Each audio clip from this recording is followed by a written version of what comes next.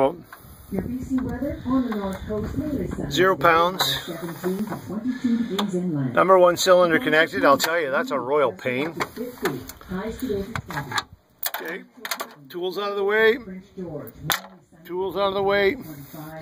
Now, what's key to me whenever I do this is I always like to watch the first pulse, find out what that primary pulse is, as I call it, and then crank the highest holding compression. Others may differ, but this is my technique, so let's go.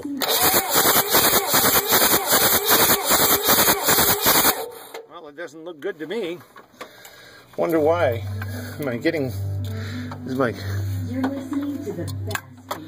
Looks like it's stuck.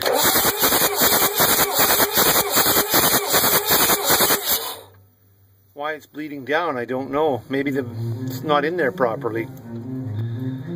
Getting up to 400 though.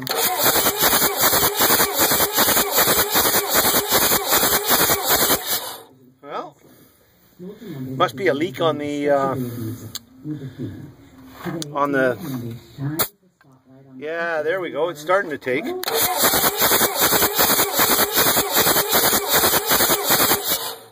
Okay.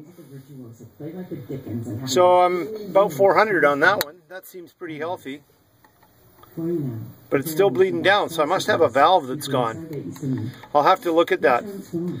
I wasn't aware that there'd be a problem. This is a brand new gauge. So, enough for now. And I'll do the check on that and might have to re-test this cylinder.